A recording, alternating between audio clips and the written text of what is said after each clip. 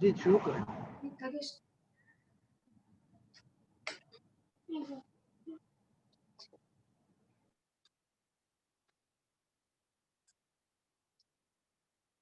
بسم اللہ الرحمن الرحیم نحمد و نصلی علی رسول الکریم اما بعد.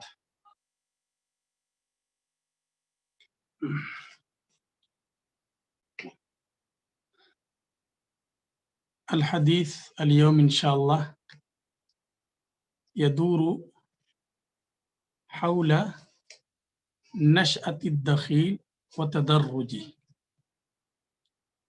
أي كيف نشأ الدخيل في التفسير وكيف تدرج حتى وصل إلى ما وصل إليه اليوم. فالدخيل هي الآفة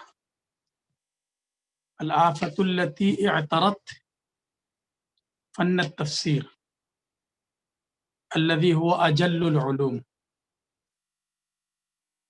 ونشأ الدخيل في التفسير أول ما نشأ من قصد خبيث لا لغرض نبيل وهدف صحيح. وتمثل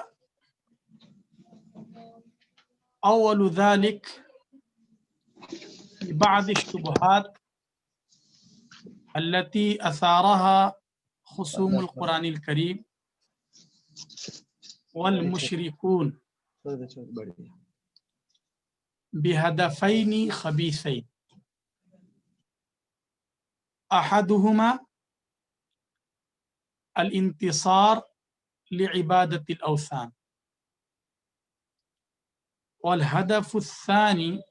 والهدف الآخر القصد إلى إسقاط حجية القرآن الكريم بإظهار التخالف بين نصوصه الذي يشهد بأنه ليس من عند الله عز وجل،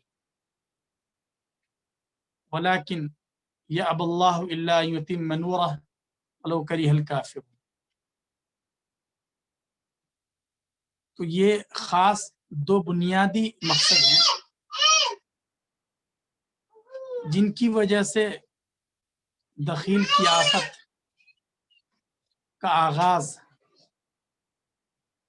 اس فن میں ہوا. اور سب سے پہلے جو غرض خبیث ہے، جیسا کہ عرض کیا گیا، ہم اسے محسوس کر سکتے ہیں مشرکین کے ان اعتراضات کی صورت میں جو انہوں نے قرآن کریم کی بعض آیات پر اٹھایا اور یہ ثابت کرنے کی کوشش کی کہ قرآن کریم کی اس آیت کا یہ مفہوم ہے، اس کا یہ مفہوم ہے، اس سے تو آپس میں تعارض ثابت ہو رہا ہے، اس سے یہ مسائل پیدا ہو رہے ہیں، یہ مسائل پیدا ہو رہے ہیں. اور بہرحال انہوں نے اس طرح کی کوششیں کی اور حرکتیں کی، لیکن وہ اپنی ان حرکتوں میں اور کوششوں میں کامیاب نہیں ہو سکے. ومر الدخيل بمراحل معينة مصاحبة للمراحل التي تلقى فيها الصحابة الكرام رضوان الله عليهم أجمعين ومن بعدهم التفسير ودونوه في كتبهم. وظل الدخيل يزداد ويكثر وينمو يوما بعد يوم بفعل مؤثرات داخلية وخارجية وأهواء سياسية وفرق حديثة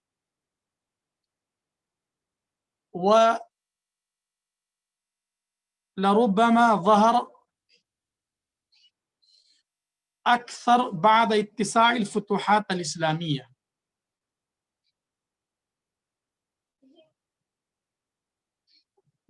بتدریج اس کا شیوع ہوتا رہا۔ اس کے کچھ داخلی اسباب بھی ہیں اور کچھ خارجی اسباب بھی ہیں۔ دخیل کے ان اسباب پر مستقل محاضرے میں گفتگو ہوگی۔ آپ اتنا سمجھ لیجئے کہ داخلی اور خارجی اسباب کا مطلب یہ ہے کہ خارجی اسباب میں مشرکین کا طعن ہے، ایسے ہی مستشرقین نے بعد میں اور ان سے پہلے کے اس دور نبوت کے اور بعد کے عہد سے تعلق رکھنے والے یہود و نصارہ نے جو قرآن کریم کے سلسلے میں شبہات پیدا کرنے کی کوشش کی، آیات کو غلط مطلب پہنانے کی کوشش کی، تو یہ خارجی اسباب ہیں اور یہ خارجی چیزیں ہیں۔ اور داخلی سطح پر جیسے بہت سے نئے نئے فرقے اسلام کے نام پر وجود پذیر ہوئے اور انہوں نے اپنے خاص مسلکی یا سیاسی مفادات اور مقاصد کے لیے قرآن کریم کو الگ رنگ اور الگ آہنگ کے ساتھ پیش کرنے کی کوشش کی، تو اس طرح کی یہ ساری چیزیں جمع ہوئیں اور جو اصیل ہے تفسیر میں اس کے بجائے دخیل کا عنصر بڑھتا گیا، اور ہم اسے اگر اختصار کے ساتھ کہنا چاہیں تو انہیں ہم 4 مراحل میں تقسیم کر سکتے ہیں۔ کہ تفسیر کے گویا 4 مراحل ہیں اور ان مراحل کے سے یہ فن گزرتا رہا اور ہر مرحلے میں جو دخیل کا عنصر رہا اور اس نے کتنا اثر ڈالا اس کو آپ سمجھ سکتے ہیں۔ تو یہ کل 4 مراحل ہیں۔ ایک تو پہلا جو مرحلہ ہے اس کا آغاز رسول اکرم صلی اللہ علیہ وسلم کی بعثت سے ہوتا ہے۔ اب میں کوشش کروں گا کہ زیادہ سے زیادہ اردو ہی بولوں، کیونکہ آپ میں سے بعض حضرات کہہ رہے ہیں کہ اردو میں کوئی اختیار کیا جائے، بہرحال۔ اور دوسرا جو مرحلہ ہے، یعنی اس کو یہ سمجھ لیں آپ صلی اللہ علیہ وسلم کی بعثت سے اس کا آغاز ہو رہا ہے اور صحابہ کرام رضی اللہ عنہم اجمعین کے آخری دور تک یہ مرحلہ رہتا ہے۔ تو اس کو ہم المرحلۃ الاولیٰ کو عصر الصحابہ بھی کہہ سکتے ہیں۔ اور جو دوسرا مرحلہ ہے اسے ہم عصر التابعین کا عنوان دیں گے، اور تیسرا مرحلہ یہ عصر اتباع التابعین، اور چوتھا جو مرحلہ ہے جو عصر عباسی سے شروع ہوتا ہے اور آج تک اس کا سلسلہ چل رہا ہے۔ تو یہ 4 مراحل ہیں۔ چاروں مراحل کا جائزہ لیا جائے گا اور ان کے کیا امتیازات ہیں، ان کی خصوصیات کیا ہیں، ان مراحل میں کیا نقائص اور خامیاں ہیں جس کی وجہ سے دخیل کا اتنا اثر بڑھ گیا، یہ اس تفصیل سے واضح ہو جائے گا۔ تو پہلا مرحلہ جیسا کہ میں نے عرض کیا، یہ رسول اکرم صلی اللہ علیہ وسلم کی بعثت سے اس کی ابتدا ہوتی ہے وتنتہی بے انتہائی عصری صحابہ، اور زمانے صحابہ کے اختتام کے ساتھ ہی یہ مرحلہ ختم ہو جاتا ہے۔ صحابہ کرام رضوان اللہ علیہم اجمعین نے وحی کو رسول اکرم صلی اللہ علیہ وسلم سے حاصل کیا، خالص عربی زبان میں، بلسان عربی مبین۔ انہوں نے رسول اکرم صلی اللہ علیہ وسلم سے براہ راست وحی کے الفاظ کو سیکھا، اور اس کے ساتھ ہی اس کے احکام کو مستنبط کیا، اس کے علوم کو حاصل کیا، اور رسول اکرم صلی اللہ علیہ وسلم کا وظیفہ اور گویا آپ کا فرض منصبی تھا کہ آپ قرآن کریم کی تعلیم دیں۔ لقد من اللہ علی المؤمنین اذ بعث فیہم رسولا منہم یتلو علیہم آیاتی ویزکیہم ویعلمہم الکتاب والحکمہ۔ تو گویا تعلیم کتاب یہ رسول اکرم صلی اللہ علیہ وسلم کا فرض منصبی ہے، اور وظیفہ عظیمہ ہے۔ اسی طرح دوسری آیت جو اس دن بھی پیش کی گئی تھی، وَأَنزَلْنَا إِلَيْكَ الذِّكْرَ لِتُبَيِّنَ لِلنَّاسِ مَا نُزِّلَ إِلَيْهِمْ۔ اس سے بھی صاف پتہ چل رہا ہے کہ تبیین پر رسول اکرم صلی اللہ علیہ وسلم کی خاص توجہ رہی ہے، اور آپ نے صحابہ کے سامنے اس کو واضح کیا۔ اب اتنی بات تو واضح ہے ان آیات سے کہ رسول اکرم صلی اللہ علیہ وسلم نے کتاب اللہ کی تعلیم دی، اس کے احکام اور آیات کی تبیین اور تشریح فرمائی۔ صحابہ کرام نے بارہا بہت سی آیات کے سلسلے میں آپ سے رجوع کیا، آپ نے ان کے اشکالات کو دور فرمایا۔ لیکن یہ جو قرآن کریم میں یہ کہا گیا ہے کہ آپ کا وظیفہ تعلیم کتاب ہے اور تبیین کتاب ہے، اور یقیناً رسول اکرم صلی اللہ علیہ وسلم نے اپنی اس ذمہ داری کو ادا کیا ہے باحسن وجوہ۔ صحابہ کرام کے بڑے مجمع نے اس کی شہادت بھی دی، بلغت الرسالہ وادیت الامانہ۔ لیکن سوال یہ ہے، یہاں ایک ذیلی بحث علماء نے چھیڑ دی ہے۔ حافظ جلال الدین سیوطی علیہ الرحمن نے الاتقان میں اس بحث کو اٹھایا ہے کہ کیا رسول اکرم صلی اللہ علیہ وسلم نے پورے قرآن کریم کی تبیین اور تشریح فرمائی ہے؟ هل تناول جمیع القرآن بالبیان والتفسیر، یا یہ کہ اس کی بہت تھوڑی مقدار کی رسول اکرم صلی اللہ علیہ وسلم نے تبیین اور تفسیر فرمائی؟ یہ ایک بحث ہے۔ اس سلسلے میں دو رائے ہیں۔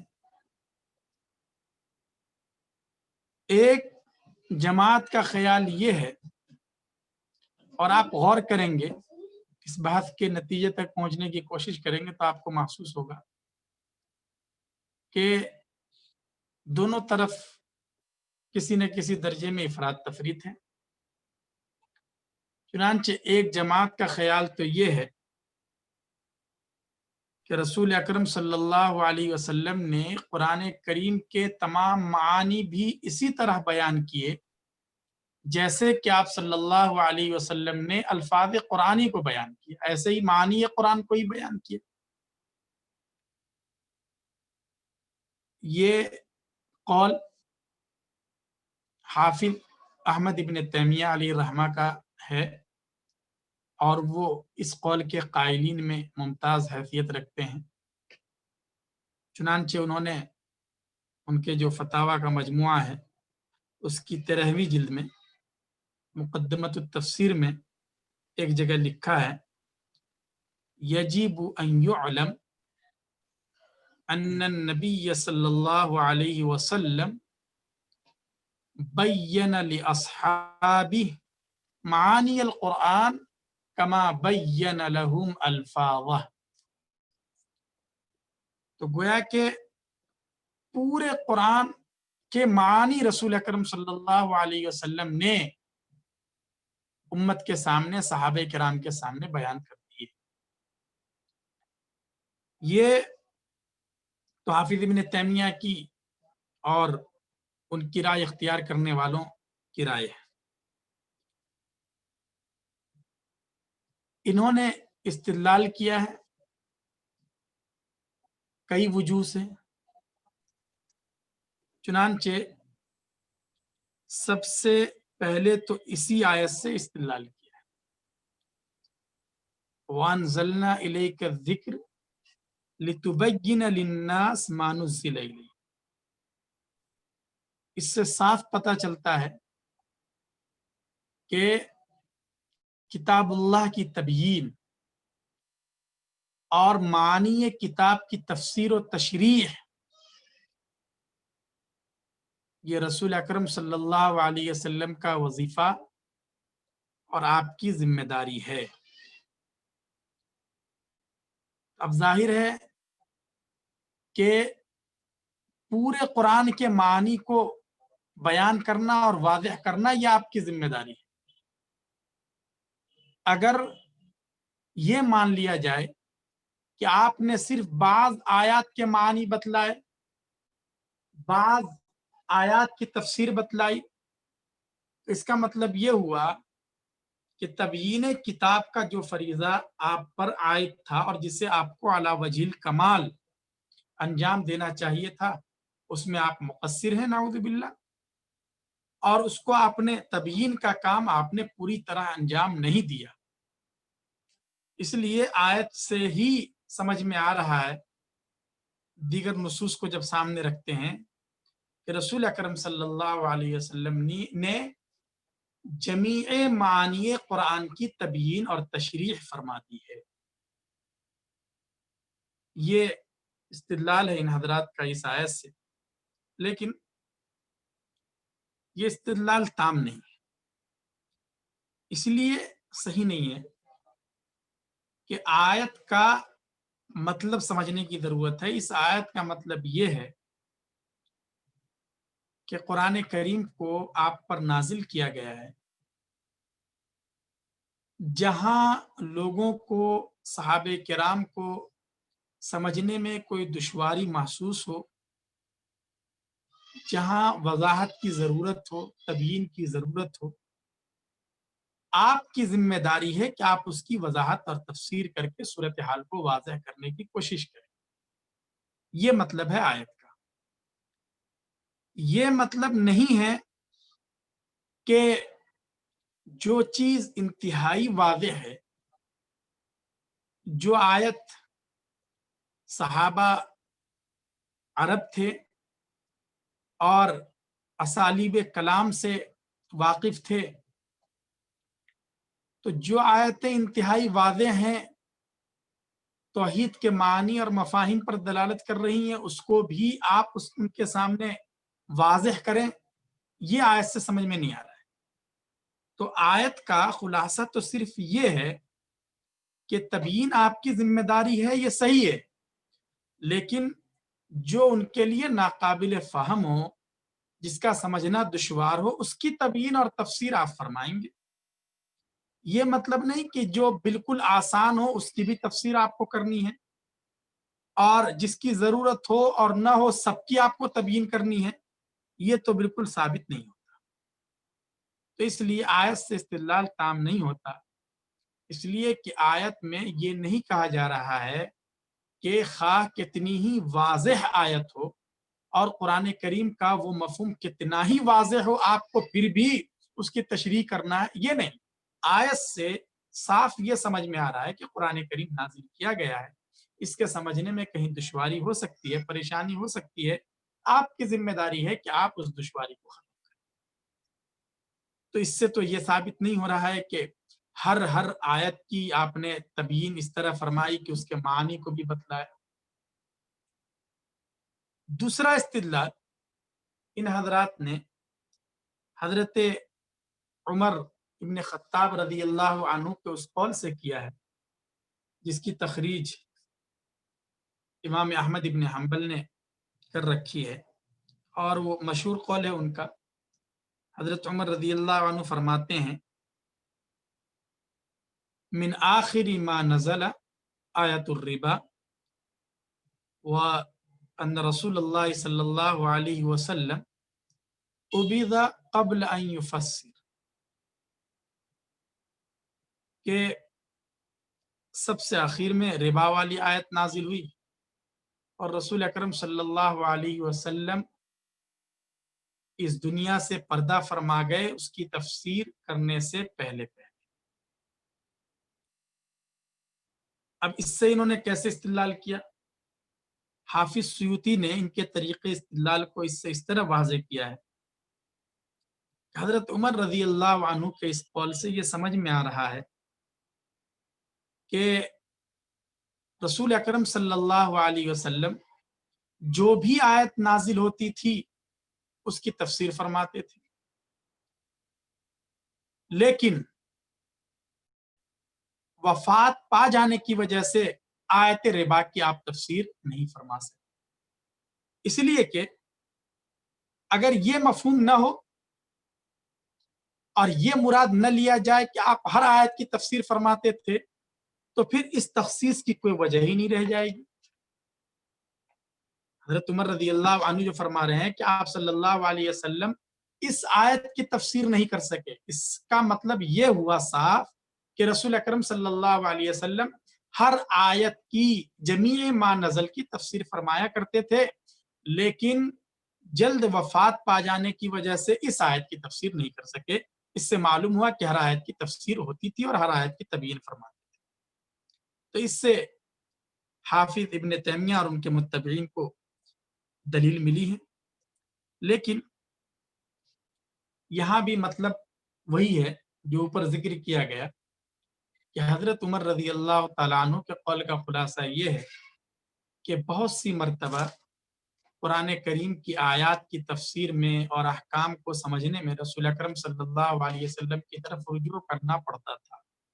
چنانچہ آیت ربا بھی ان آیات میں سے ہے جس کا سمجھنا مشکل تھا اور جس کی تفصیلات تک اور حقائق تک پہنچنا مشکل تھا، اس لیے اس میں ضرورت تھی کہ رسول اکرم صلی اللہ علیہ وسلم کی طرف سے تفسیر آتی، وضاحت آتی، ہم اس طرح کا سوال کرتے، ہمیں جواب ملتا تشریفی وقت، لیکن اس مرحلے کے آنے سے پہلے آپ کا انتقال ہو گیا۔ تو یہاں بھی یہ ثابت کرنا کہ ہر آیت کی تفسیر کرتے تھے، یہ بات واضح نہیں ہو پا رہی ہے۔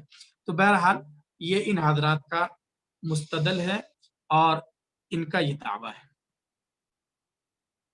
دوسری رائے دوسری جماعت کی ہے، ان حضرات کا یہ کہنا ہے کہ رسول اکرم صلی اللہ علیہ وسلم نے پورے قرآن کی تو تفسیر نہیں کی ہے، البتہ ولیکن بین اقل قلیل لا اعتداد بھی، بہت ہی کم کچھ مقامات پر آپ نے تبیین فرمائی ہے، اور جو بہت ہی معمولی مقامات ہیں، بہت معمولی مقدار ہے۔ یہ ان حضرات کی رائے ہے، یعنی تمام پورے قرآن کی تفسیر نہیں کی ہے رسول اکرم صلی اللہ علیہ وسلم۔ یہ اس رائے کے قائلین اور اسے اختیار کرنے والوں میں خود حافظ جلال الدین سیوطی ہیں اور امام جوینی وغیرہ ہیں، یہ حضرات ہیں۔ ان حضرات نے بھی استدلال کیا ہے، ایک تو ام المؤمنین حضرت عائشہ صدیقہ رضی اللہ عنہا کے اس قول سے استدلال کیا ہے، ما کان رسول اللہ صلی اللہ علیہ وسلم युफस्सिरु शैअम मिनल कुरानिल करीम इल्ला आयम बिअदद अल्लमहु इय्याहुन्न जिब्रील। रसूल अकरम सल्लल्लाहु अलैहि वसल्लम कुरान करीम की तफसीर नहीं फरमाते थे, अलबत्ता मादूद चंद आयात की आपने तफसीर की है जो हजरत जिब्रील अलैहिस्सलाम ने आपको सिखलाया। तो इससे पता चल रहा है कि रसूल अकरम सल्लल्लाहु अलैहि वसल्लम ने पूरे कुरान की तफसीर नहीं की है, बाज मकामात पर चंद आयात की तफसीर आपने की है। इस कौल की तखरीज हाफिज अबू याला ने अपने मुस्नद में कर रखी है, लेकिन इस कौल से भी इस्तिदलाल ताम नहीं होता है। इसलिए नहीं होता कि ये जो रिवायत है जो हजरत आयशा सिद्दीक़ा रदियल्लाहु अन्हा की तरफ मंसूब है, ये महल्ले नजर है। इसमें एक तो खुद सनद के एतबार से कलाम है और एक माना के एतबार से भी एहतिमाल है, इसलिए इसको भी हरफ आखिर नहीं कहा जा सकता। सनद के एतबार से जब आप इसके पूरे सिलसिले सनद को देखेंगे तो इसमें एक रावी हैं जाफर इब्ने मोहम्मद। इमाम बुखारी अली रहमा फरमाते हैं ला युताबउ फी हदीसी, और भी कई मुहद्दिसीन ने इनकी तज़ईफ कर रखी है, इसलिए सनद के एतबार से ही ये रिवायत महल्ले कलाम है। दूसरे, इसके मफहूम पर अगर गौर किया जाए तो इसका मतलब ये है, ये जो कहा गया कि रसूल अकरम सल्लल्लाहु अलैहि वसल्लम कुरान करीम की तफसीर नहीं करते थे, इसका ताल्लुक मग़ीबात कुरान से और कुरान करीम में मज़कूर उन उलूम से है जिन तक रसाई का कोई रास्ता नहीं है, और अल्लाह तबारक व तआला ने उन उलूम को अपने लिए मुख्तस कर रखा है। तो ये मग़ीबात कुरान से मुताल्लिक ये सब चीजें हैं। ये मतलब हरगिज नहीं कि रसूल अकरम सल्लल्लाहु अलैहि वसल्लम बिल्कुल ही कुरान करीम की तफसीर नहीं करते थे। मतलब ये कि इस तरह के जो मकामात थे, गैब से मुताल्लिक चीजें हैं और इसी तरह क़यामत से मुताल्लिक चीजें हैं, तो उनके बाज़ उन उमूर से मुताल्लिक आप तफसीर और तफसील नहीं फरमाते थे जिनका ताल्लुक मसलन उसके वक़ू के वक्त से है, तायीन के साथ, इस तरह की चीजों से आप तारुज़ नहीं फरमाया करते। ये मतलब बहुत से उलमा ने हजरत आयशा रज़ियल्लाहु अन्हा के इस कौल का जिक्र किया है। इसलिए भी अगर ये मफहूम हो जाए तो फिर वो पूरी तरह वो बात साबित नहीं होती। इसी तरह इन हजरात ने इससे भी इस्तिदलाल किया है कि भाई कुरान करीम में तो अल्लाह तबारक व तआला ने तदब्बुर और गौर व फिक्र का हुक्म दिया है। अफला तदब्बरून अल कुरान, कुरान में तदब्बुर न करने वालों की मजम्मत की गई है। तो रसूल अकरम सल्लल्लाहु अलैहि वसल्लम को अल्लाह तबारक व तआला ने ये हुक्म ही नहीं दिया कि आप तमाम आयात के बयान को वाज़ेह कर दें, बल्कि अल्लाह रब्बुल इज़्ज़त का इरादा ये है, अल्लाह की मंशा ये है कि बंदे इन आयात में गौर करें, तफक्कुर करें, तदब्बुर करें और कुरान करीम के हक़ाइक़ तक और उसके मानी के समंदर तक पहुंचने की कोशिश करें। तो ये तफक्कुर और तदब्बुर का तो अल्लाह ने अपने बंदों को हुक्म दिया है, और अगर तमाम आयात के तमाम मानी रसूल अकरम सल्लल्लाहु अलैहि वसल्लम ने वाज़ेह कर ही दिया होता तो अब तदब्बुर और तफक्कुर का क्या मतलब रह जाता। तो ये मंशे खुदाबंदी नहीं है। इसलिए रसूल अकरम सल्लल्लाहु अलैहि वसल्लम के बारे में ये कहना कि आपने अल्फाज की तरह तमाम मानी भी बयान कर दिए, ये बात सही साबित नहीं होती है। तो बहरहाल ये दोनों तरफ की आरा हैं और ये दोनों बातें आपके सामने पेश कर दी गई हैं, दोनों के दलाइल पर भी एक मुख्तसर नजर डाल दी गई है। صحیح بات یہی ہے اس میں کہ رسول اکرم صلی اللہ علیہ وسلم نے تمام معانی قرآن کو بیان نہیں کیا ہے، اور مطلب یہ ہے کہ رسول اکرم صلی اللہ علیہ وسلم نے قرآن کریم کے معانی کو اگر بیان کیا بھی ہے تو وہ وحی کے ذریعے، محض اپنی رائے سے نہیں۔ ہاں البتہ جہاں جہاں جیسے حضرت عائشہ رضی اللہ عنہ کا قول ہے کہ چند آیا، تو مطلب یہ ہے کہ آپ نے آیات کی تفسیر کی ہے، تمام کی تو نہیں کی ہے، اور بعض آیات کی آپ نے تفسیر اور تبیین کی ہے، اور جن آیات کی بھی آپ نے تفسیر اور تبیین فرمائی ہے وہ بھی اپنی رائے سے نہیں ہے، وہ بھی بوحی من اللہ عز و جل ہے۔ البتہ چند آیات ایسی ہیں کہ جہاں رسول اکرم صلی اللہ علیہ وسلم نے اپنی رائے سے کوئی بات ارشاد فرمائی ہے، بعض مواقع ایسے بھی آئے۔ کیوں؟ اس لیے کہ رسول اکرم صلی اللہ علیہ وسلم کو اجتہاد کی تو اجازت تھی، اور رسول اکرم صلی اللہ علیہ وسلم نے بعض مقامات پر اس طرح اپنی رائے سے اجتہاد سے کوئی بات فرمائی ہے، لیکن یہ بہت کم ہوا ہے۔ تو بہرحال صحیح قول جو ہے وہ دوسرے قول سے قریب ہے، اور خود حضرت ابن عباس رضی اللہ عنہما کا جو قول آپ کو پچھلے محاضرے میں بتایا گیا تھا، اس میں حضرت ابن عباس رضی اللہ عنہما نے اس کی 4 قسمیں کر دی۔ اب ظاہر ہے کہ اس میں سے ایک قسم تو وہ ہے کہ جس کا علم صرف اور صرف اللہ رب العزت کو ہے، اور اللہ نے اس کو بندوں کے سامنے منکشف نہیں کیا ہے، تو اب ظاہر ہے کہ اس کی تبیین اور تفسیر بھی نہیں ہوئی ہے۔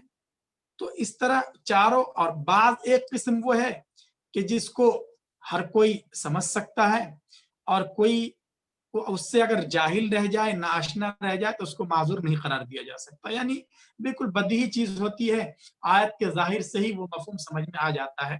تو بہرحال یہ 4 قسموں سے بھی سمجھ میں آ رہا ہے کہ ہر آیت کی تفسیر اور تبیین کی ضرورت نہیں تھی اس طرح، اس لیے رسول اکرم صلی اللہ علیہ وسلم نے صحیح قول یہ ہے کہ الفاظ قرآن کی طرح قرآن کریم کے تمام معانی کو بیان نہیں کیا ہے، اور اللہ تبارک و تعالیٰ نے اس میں بندوں کو تفکر اور تدبر کا حکم دیا ہے۔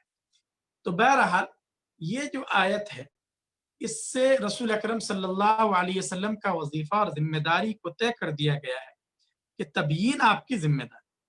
چنانچہ صحابہ کرام رضوان اللہ علیہ مجمعین نے رسول اکرم صلی اللہ علیہ وسلم سے قرآن کریم کی اس تبیین کو اور تفسیر کو لیا، اور شروع ہی سے صحابہ کو اس کا بڑا حرص تھا، یعنی بڑی اس میں دلچسپی تھی اور بڑی تڑپ اور طلب تھی، قرآن کریم کے معنی کو سمجھیں، اور جہاں اس طرح کا سوال ہوتا تھا وہ رسول اکرم صلی اللہ علیہ وسلم کی طرف مراجعات کرتے تھے۔ چنانچہ حضرت عبداللہ بن مسعود رضی اللہ عنہ کی روایت میں ہے، امام بخاری علیہ الرحمہ نے جس کی تخریج کر رکھی ہے، کہ جب یہ آیت نازل ہوئی الذین آمنوا ولم یلبسوا ایمانہم بظلم، جن کے ایمان میں ظلم کی آمیزش نہ ہو، تو صحابہ کو اشکال ہوا، اور انہوں نے عرض کیا رسول اکرم صلی اللہ علیہ وسلم سے اینا لم یظلم، کہ ہم میں سے کون ایسا ہے جس نے ظلم نہیں کیا۔ ظلم کا مطلب ہی ہے اصل لغوی معنی کے اعتبار سے وضع الشیء فی غیر محلی، تو نامناسب عمل کس نے نہیں کیا ہے۔ اس پر اللہ تبارک و تعالی نے آیت نازل فرمائی ان الشرک لظلم عظیم، کہ یہاں ظلم سے مراد شرک ہے، اور شرک کا جو مرتکب ہے اس کے لیے امن نہیں، ہدایت نہیں، اور اس کے لیے عذاب ہے۔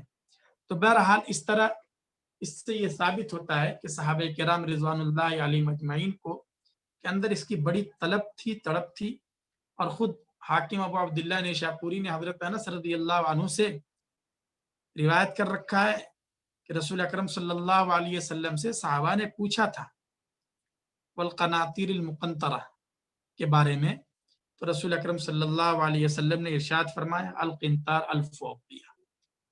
تو اس طرح آپ صلی اللہ علیہ وسلم کے سامنے صحابہ اپنے اشکالات رکھتے تھے اور آپ صلی اللہ علیہ وسلم اس کی تبیین فرماتے تھے۔ اور رسول اکرم صلی اللہ علیہ وسلم کی وفات کے بعد بھی حضرت ابو بکر رضی اللہ عنہ کے عہد میں، حضرت عمر فاروق رضی اللہ عنہ کے عہد میں، حضرت عثمان غنی رضی اللہ عنہ کے عہد میں یہی سلسلہ رہا۔ اور اس پورے مرحلے میں ہم یہ دیکھتے ہیں کہ صحابہ کرام رضوان اللہ علیہم اجمعین نے قرآن کریم کی آیات کی تفسیر میں انتہائی دقت نظری اور انتہائی تحری اور احتیاط سے کام لیا ہے، اور وہ ان کی جو تنزیہ ہے وہ بالکل مثالی ہے۔ اور یہ صحابہ کرام رضوان اللہ علیہم اجمعین یہ در حقیقت اس امت کی تعمیر کی خشت اول ہے، اساس ہیں۔ اس لیے صحابہ کرام پر انگلی اٹھانا یا ان کی شان میں بے اعتباری کے کلمات کہنا یہ بالکل ہی مناسب نہیں، اس لیے کہ ان کے اوپر اگر طعن کیا جائے اور انہیں مشق ستم بنایا جائے تو مسئلہ بہت ہی آگے تک پہنچ جائے گا، اور اس کا مطلب یہ ہوگا کہ ہمارے پاس جو قرآن کریم کا سرمایہ ہے اور ایسے ہی احادیث نبویہ کا جو سرمایہ ہے وہ خود مشکوک ہے، اس لیے کہ جن شخصیات کے ذریعے یہ امانتیں ہم تک پہنچی ہیں جب وہ مطعون ہیں اور قابل اعتراض ہیں تو ان کا لایا ہوا اور پہنچایا ہوا سرمایہ بھی قابل اعتماد اور قابل استناد نہیں ہو سکتا۔ دشمنان اسلام نے اس حقیقت کو سمجھا، اس لیے انہوں نے صحابہ کرام کو نشانہ بنایا۔ اس لیے علماء نے اس پر بہت زیادہ زور دیا ہے۔ ابو زرعہ الرازی رحمۃ اللہ علیہ فرمایا کرتے تھے اذا رأيت الرجل ينتقص باصحاب رسول اللہ صلی اللہ علیہ وسلم، جب تم کسی کو دیکھو کہ وہ کسی صحابی کی تنقیص کر رہا ہے، ان پر طعن اور تشنیع کر رہا ہے، تو یہ سمجھ جاؤ کہ وہ زندیق ہے۔ کیوں؟ اس لیے کہ لأن الرسول حق والقرآن حق وما جاء به حق، یہ سب برحق ہیں، رسول برحق ہیں، قرآن برحق ہیں، سب کچھ حق ہے، اور یہ ساری چیزیں ہم تک انہی صحابہ کے ذریعے پہنچی، اور یہ زنادقہ یہ چاہتے ہیں کہ ہمارے ان گواہوں کو یعنی صحابہ کرام کو مجروح کر دیں اور ان کی جرح سے کتاب اور سنت کا ابطال ثابت کریں۔ والجرح بہم اولا، تو صحابہ کے مقابلے میں ان پر جرح کرنا اور ان کو مطعون کرنا یہ زیادہ بہتر ہے، اس لیے یہ زنادقہ قرار پائیں گے اور صحابہ کی عظمت پر کوئی حرف نہیں آئے۔ تو بہرحال صحابہ کرام نے انتہائی احتیاط کے ساتھ اس امانت کو امت تک پہنچایا، اور انہوں نے تفسیر میں ساری نزاکتوں کا خیال رکھا۔ کئی صحابہ کرام ہیں جو ان میں یعنی صحابہ کرام کی جماعت میں بھی تفسیر قرآن کریم کے حوالے سے ممتاز ہیں، جیسا کہ بتلایا گیا، حضرت عبداللہ ابن عباس ہیں، عبداللہ ابن مسعود ہیں، علی ابن ابی طالب ہیں، ابی ابن کعب رضی اللہ عنہ اجمعین ہیں۔ تو یہ جو صحابہ کرام کا عہد ہے یہ ممتاز عہد ہے، اور اس کی کئی خصوصیات ہیں۔ اس کی خصوصیات میں سے جب ہم غور کرتے ہیں تو ہمیں محسوس ہوتا ہے کہ ایک خصوصیت تو یہ ہے کہ صحابہ کرام نے پورے قرآن کریم کی تفسیر کی ضرورت محسوس نہیں کی ہے، بلکہ جہاں سمجھنے میں کوئی دشواری اور پریشانی پیش آتی تھی، کسی نے پوچھ لیا یا محسوس ہوا کہ یہ مقام محل تشریح ہے تو اس کی تفسیر اور تشریح فرما دیا۔ دوسری خصوصیت عہد صحابہ کی یہ ہے کہ صحابہ کرام سادے طریقے سے معنی اجمالی پر اکتفا کرتے تھے۔ قرآن کریم کے جو معانی ہیں، ان معانی میں سے کسی معنی کو اجمالی طور سے سادے طریقے پر بیان کر دیا، بس اس پر اکتفا کر لیا۔ بہت زیادہ ان معانی کی تفصیل میں یا مناطق اور فلاسفہ کی طرح بہت زیادہ اس میں تکلف کا مظاہرہ نہیں کرتے، جیسا کہ بات کے ادوار میں یہ سب چیزیں محسوس ہوتی ہیں اور دیکھی جاتی ہیں۔ تو یہ تو دوسری خصوصیت تھی، یہ عصر صحابہ کی۔ تیسری خصوصیت یہ ہے کہ آیات قرآنیہ کی تفسیر میں ان صحابہ کرام کے درمیان آیات کی تفسیر میں اور معانی میں بہت زیادہ اختلاف نہیں ہے، بہت معمولی اختلاف ہے، اور اختلاف کی بھی قسمیں آگے آئیں گی۔ تو یہ جو اختلاف ہے، یہ اختلاف، اس کو اختلاف تنوع کہیے، یہ اختلاف تضاد کی قبیل سے نہیں۔ چوتھی خصوصیت کہہ لیں، صحابہ کرام ان اسباب نزول کو بھی ذکر کرتے ہیں جن سے کتاب اللہ کے معانی کو سمجھنے میں بڑی مدد ملتی ہے، اور کئی مقامات پر ان صحابہ نے واضح کیا ہے مسئلے کو، اور کئی آیات کے بارے میں بتلایا ہے کہ ہمیں معلوم ہے کہ یہ آیت کب نازل ہوئی، کس کے بارے میں نازل ہوئی۔ پانچویں خصوصیت جو عصر صحابہ کی بہت ممتاز ہے، وہ یہ ہے کہ اس زمانے میں تفسیر کو مدون نہیں کیا گیا۔ تفسیر کا کوئی کتابی شکل میں مجموعہ نہیں، بلکہ یہ سب زبانی، سینہ بسینہ یہ علوم منتقل ہو رہے ہیں، اور اس وقت تفسیر کی بھی جو شکل تھی وہ حدیث شریف کی طرح شکل تھی، بلکہ اس وقت یہ حدیث شریف کا ہی ایک جز خیال کیا جاتا تھا، اور عصر صحابہ میں اس کی کوئی تدوین اور ترتیب کی کوئی صورت نہیں نظر آتی، بلکہ سینہ بسینہ ہی یہ علوم منتقل ہوتے رہے علم حدیث کی طرح۔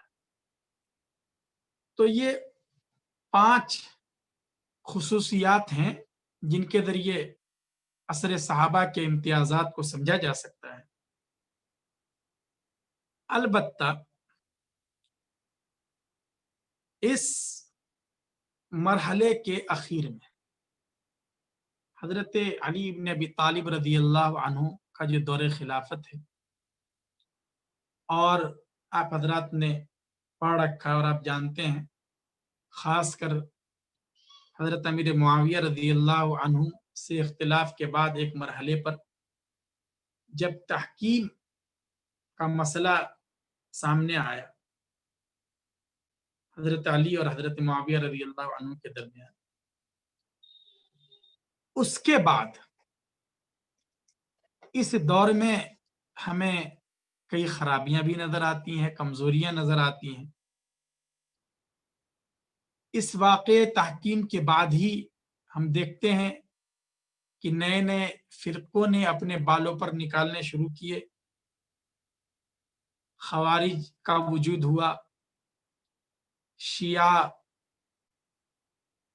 ان کی نشو و نما ہوئی اور یہ پروان چڑھے، مرجیہ وغیرہ نے جنم لے لیا، یعنی یہ تقریباً 40 یا 41 ہجری کے میں یہ سارے چیزیں اور یہ فتنہ سامنے آیا ہے، اور بعد میں پھر ان میں سے ہر فرقے نے اپنے اپنی خواہشات اور اپنے اپنے اغراض کے پیش نظر قرآن کریم کی تفسیر کی، اور اس طرح جو ہے یہ دخیل تفسیر کے اندر اس کی آفت بڑھتی رہی۔ خود ویسے انفرادی اعتبار سے اگر ہم دیکھیں تو بعض نمازج دخیل کے کہیں کسی صحابی کے یہاں بھی مل جاتے ہیں، لیکن ظاہر ہے کہ اس کا مقصد کوئی اسلام کو یا مسلمانوں کو نقصان پہنچانا نہیں ہے، بلکہ مقصد ایک طرح سے ان کا نیک ہے، اور البتہ وہ صحیح نہیں ہے اور ان کا اجتہاد غلط ہے اس میں، جیسا کہ حضرت قدامہ ابن مظعون اور عمرو ابن معدی کرب رضی اللہ عنہما کے بارے میں کئی مفسرین نے نقل کیا ہے، حافظ ابن حجر اسقلانی علیہ الرحمن نے پوری تفصیل نقل کی ہے کہ ان حضرات کی رائے یہ تھی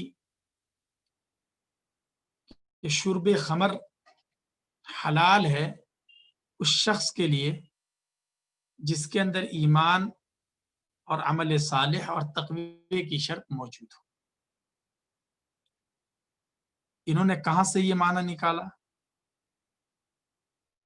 انہوں نے تعویل کی آیت کریمہ میں جو سورہ مائدہ میں ہے، لیس علی الذین آمنوا وعملوا الصالحات جناح فیما طعموا اذا ما اتقوا وآمنوا۔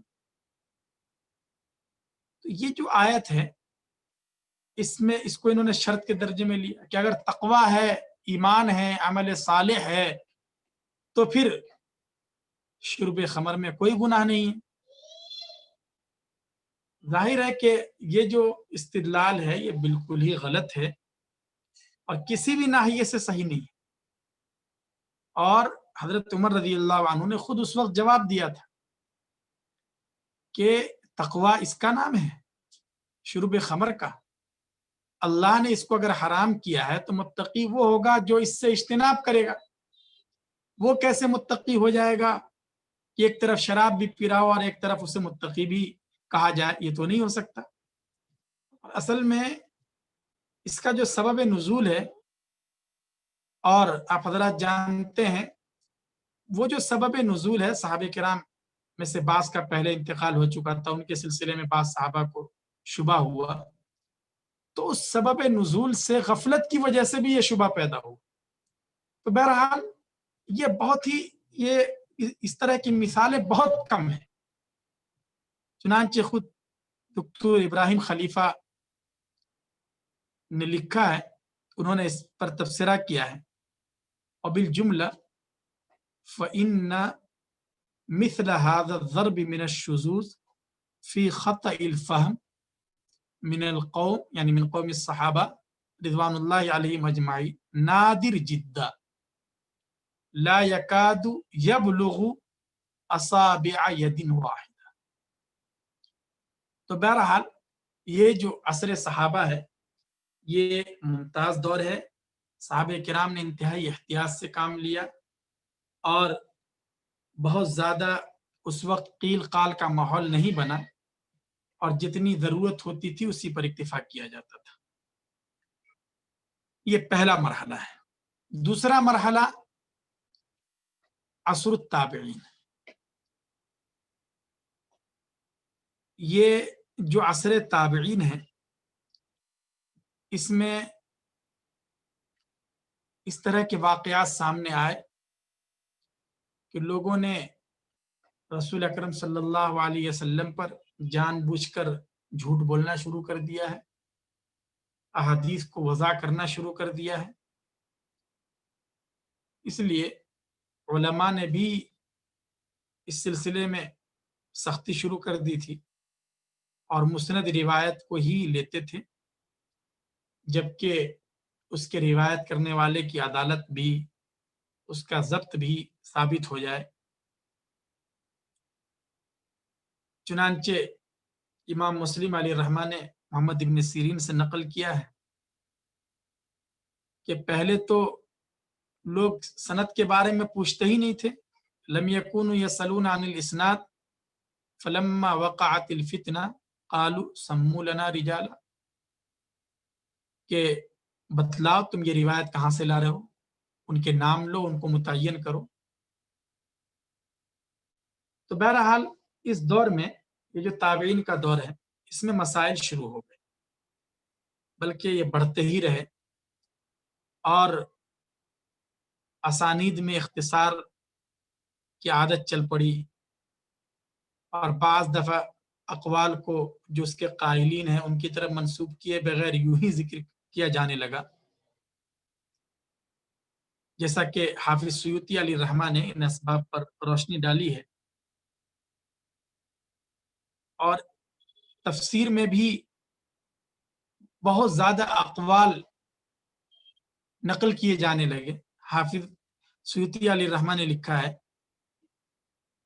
کہ غیر المغضوب علیہم ولا الضالین میں 10 اقوال لوگوں نے نقل کر دیے، حتیٰ کہ حالانکہ یہود و نصارہ سے جو اس کی تفسیر ہے وہی رسول اکرم صلی اللہ علیہ وسلم سے منقول ہے۔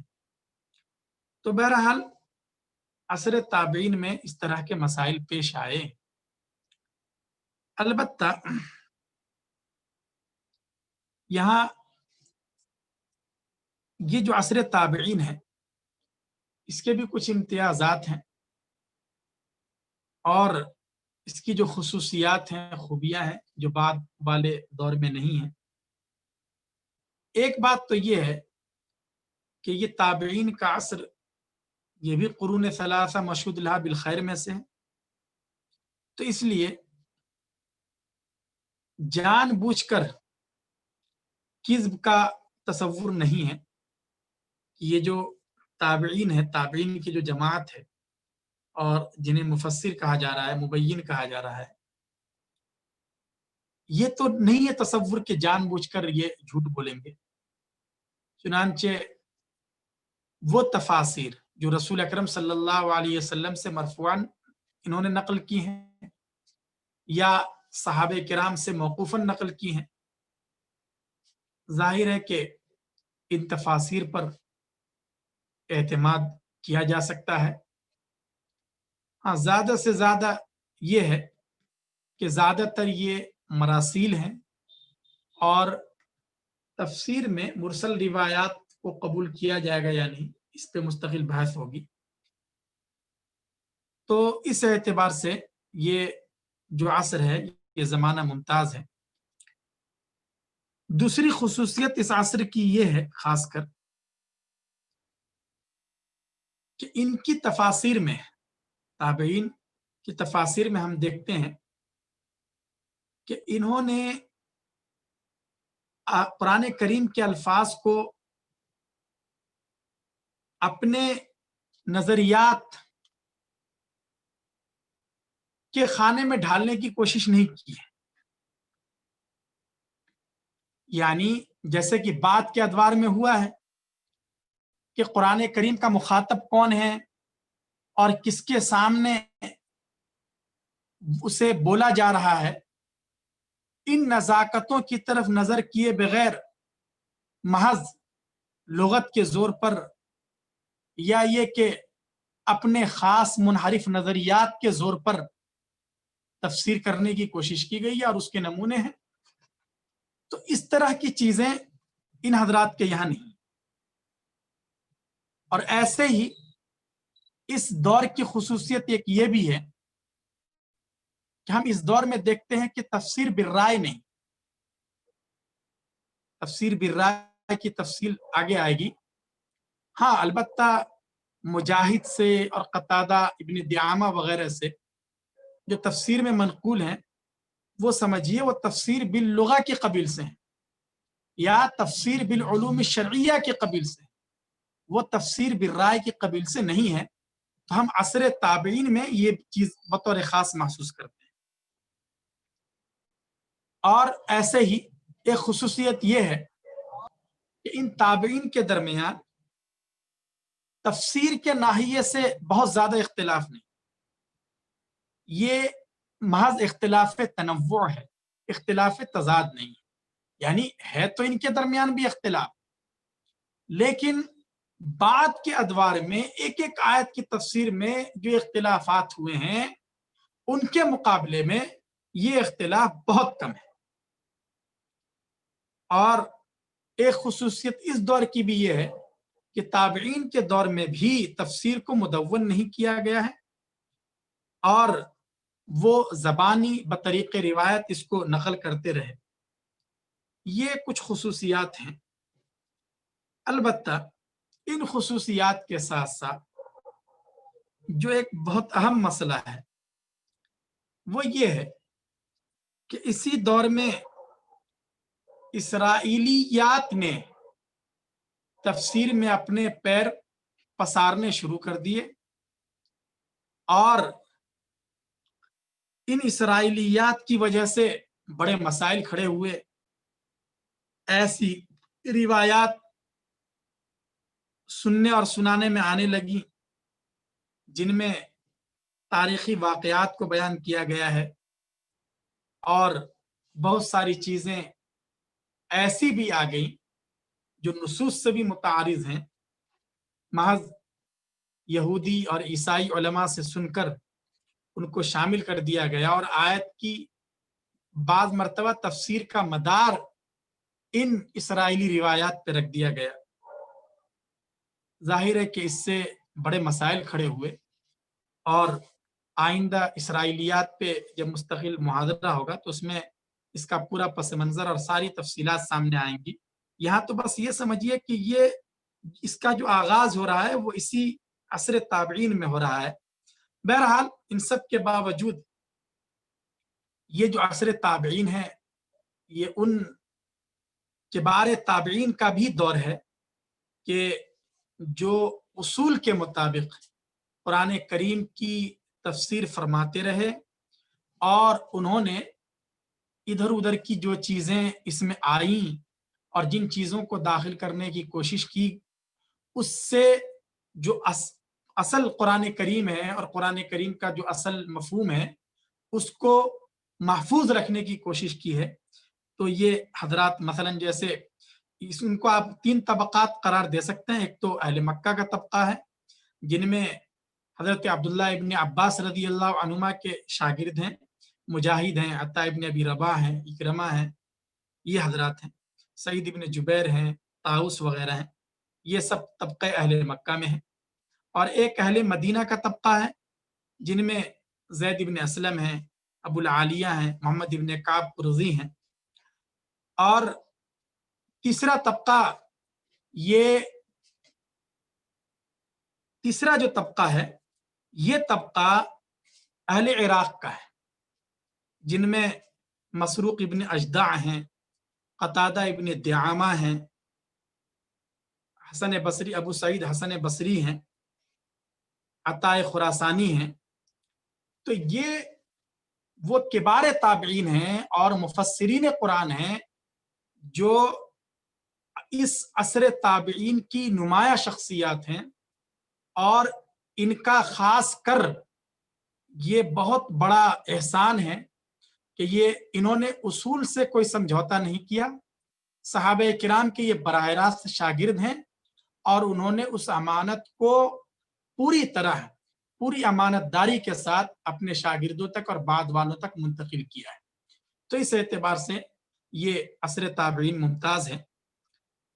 تو یہ دو مرحلہ ہو گیا اور آپ سمجھ بھی رہے ہیں کہ کیسے یہ جو دخیل ہے اس کا عمل دخل کیسے بڑھ رہا ہے۔ تیسرا جو مرحلہ ہے یہ دو مرحلے میں تفصیل کر دی گئی ہے، تیسرا چوتھا مرحلہ اس کو اب میرے خیال سے وقت ہو رہا ہے اس لیے اس کو اجمالاً ذکر کر دیتے ہیں۔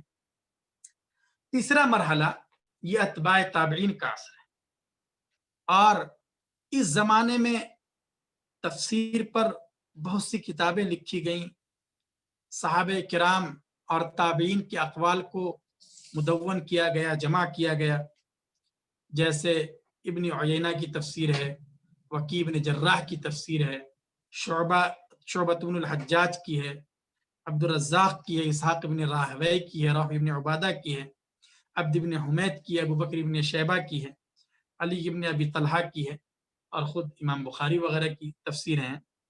تو ان کو جمع کیا گیا، لیکن اس دور میں وضع کی کثرت ہو گئی، رسول اکرم صلی اللہ علیہ وسلم پر عمدن جھوٹ بولا جانے لگا، اور یہی جو وضع ہے اور کذب علی الرسول صلی اللہ علیہ وسلم ہے، یہ حدیث میں بھی اور تفسیر میں بھی اس نے راہ پالی، اور یہ در حقیقت یہ جو وضاعین تھے، یہ اہل ہوا تھے، مبتدعین تھے، ان کے اپنے خاص مذموم اغراض اور مقاصد تھے، اور اس لیے انہوں نے ان چیزوں کو ہوا دی۔ دوسری طرف ہم اسی پس منظر میں دیکھتے ہیں کہ اس زمانے کے جو محدثین اور مفسرین ہیں، جنہوں نے براہ راست ان تابعین سے ان علوم کو حاصل کیا اور جو صحیح نہج پر ہیں، جو اس امت کا خلاصہ ہیں، انہوں نے کسی بھی روایت کو قبول کرنے کے لیے، نقل کے لیے انتہائی سخت شرطیں عائد کی، اور یہ بات بھی خاص کر سمجھنے کی ہے کہ اب تک جیسا کہ عرض کیا گیا، عصر صحابہ میں اور عصر تابعین میں یہ جو تفسیر ہے، تفسیر کو بھی حدیث کا ہی ایک جز سمجھا جاتا تھا، حدیث کا ہی ایک باب قرار دیا جاتا تھا، اس سے الگ کوئی چیز نہیں تھی۔ لیکن یہ جو عصر اتباع تابعین ہے، اس میں ہم یہ دیکھتے ہیں کہ اب تفسیر کو علیحدہ کیا جا رہا ہے، اس کی جداگانہ شناخت متعین کی جا رہی ہے، اور علماء کی ایک بڑی جماعت نے مستقل اس سلسلے میں کتابیں لکھی، جن میں ابن ماجہ بھی ہیں، جن کی وفات 273 ہجری میں ہوئی، ابن جریر طبری ہیں 310 میں جن کا انتقال ہوا، ابن حاتم ہیں جن کا انتقال 327 ہجری میں ہوا۔ تو اس طرح اس عصر میں یہ جو تفسیر ہے، روایت کے مرحلے سے تدوین بالکتابہ کی طرف منتقل ہو گیا، اور مستقل کتابیں لکھی جانے لگیں، حالانکہ اس سے پہلے یہ حدیث کا ہی ایک جز ہے۔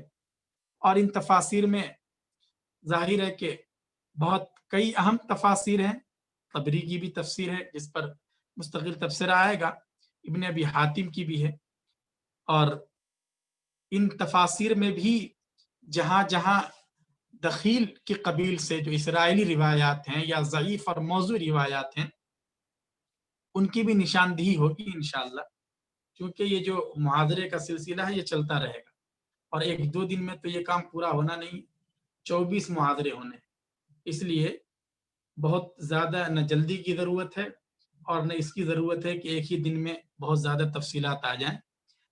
تو میرے خیال سے اس وقت اتنا ہی کافی ہے، بس چوتھا مرحلہ سمجھ لیجئے، یہ تو اتباع تابعین کا عصر ہو گیا۔ یہ جو چوتھا جو مرحلہ ہے، یہ عصر عباسی سے اس کا آغاز ہوتا ہے، اور اس کی جو انتہا ہے نہ جانے کب ہو، اس لیے کہ ابھی تک وہی مرحلہ ہے۔ تو عصر عباسی سے شروع ہو کر اب تک یہ مرحلہ چل رہا ہے۔ یہ جو مرحلہ ہے، یہ مرحلہ ان چاروں مراحل میں سب سے خطرناک اور انتہائی سنگین مرحلہ ہے، خاص کر جب اسلامی فتوحات کو اللہ رب العزت نے وسعت عطا کی، اور بھانت بھانت کے بولی بولنے والے، الگ الگ نظریات اور خیالات رکھنے والے لوگ، جماعتیں اور فرقے اسلام میں جب داخل ہوئے، اور ہر ایک کی اپنی ایک خاص فکر تھی، ہر ایک کا اپنا ایک خاص نظریہ تھا. قصاصین کی کثرت ہو گئی، اخباریین کی کثرت ہو گئی، اور ترغیب اور ترہیب کی روایات کے سلسلے میں بھی لوگوں نے انتہائی مبالغہ کرنا شروع کر دیا. تو اب ظاہر ہے کہ فن تفسیر میں اصیل کے بجائے دخیل کا بھی عمل دخل بہت زیادہ بڑھ گیا. ہوا کیا، اس کو صرف خلاصے کے طور پر سمجھیے کہ ایسا ہوا ہے کہ جس کو بھی کسی خاص فن میں کوئی خاص مناسبت اور مہارت ہے تو اس ظالم نے اس فن تفسیر کو ہی تختہ مشق بنا دیا. کسی کو اگر فقہ سے زیادہ مناسبت ہے تو اس نے تفسیر اس طرح کی ہے کہ پورے اس پہ صرف اسی کا اثر نظر آتا ہے. کسی کو اگر لغت سے ہے، کسی کو اعراب سے ہے، نحو سے ہے، فلسفے سے ہے. تو یہ ساری چیزیں وہ ہیں جن کا عکس ان کی تفسیر پر نظر آتا ہے. تو اصل جو چیز ہے کہ تفسیر جس سے آیت کا بس مفہوم واضح ہو جائے وہ بات نہیں رہی. اور اس میں سے بعض چیزیں اچھی بھی ہیں کہ بھئی قرآن کریم تو ظاہر ہے کہ ایک بحر ناپیدا کنار ہے اور اس میں مختلف علوم اور فنون کے اعتبار سے بھی غور کیا جا سکتا ہے. تو اس طرح اگر راہیں کھلتی ہیں تو یہ بری بات نہیں ہے، لیکن اسی کو تفسیر قرار دینا اور اسی پر بنیاد رکھ دینا قرآن کریم کی تشریح کی، یہ پھر غلط ہو گیا. اور بہت سے لوگ تو اس خیال کے بھی آ گئے کہ جمیع العلوم فی القرآن لیکن تقاصر عنہ افہام الرجال، کہ قرآن کریم میں سارے علوم ہیں اس لیے تفسیر اس طرح کرو کہ سارے علوم والے کو کچھ نہ کچھ حصہ مل جائے. ظاہر ہے کہ یہ بھی ظلم ہے اور زیادتی ہے. حضرت امام العصر علامہ انور شاہ کشمیری رحمۃ اللہ علیہ فرمایا کرتے تھے کہ یہ کسی جاہل کا قول ہو سکتا ہے جس نے قرآن کریم کے موضوع کو اور اس کے مقصد کو نہیں سمجھ رکھا ہے. تو بہرحال یہ اس طرح کی چیزیں بڑھتی رہیں اور بہت سی چیزیں مرحلہ وار یہ اصل تفسیر میں داخل ہوتی رہیں، اور اس طرح یہ 4 مراحل پورے ہوتے ہیں. اور اس کے ذریعے آپ نے سمجھ لیا کہ کیسے اس کی نشو و نما ہوتی ہے اور کیسے اس کا دخیل کا تفسیر کے اندر تطور ہوتا ہے. اور اب پھر انشاءاللہ آگے دیکھیں گے کہ اس دخیل کے اسباب کیا ہیں اور کہاں سے یہ سب چیزیں اس میں آ رہی ہیں. آج کے لیے انشاءاللہ نہیں کافی ہے. جزاکم اللہ. السلام علیکم.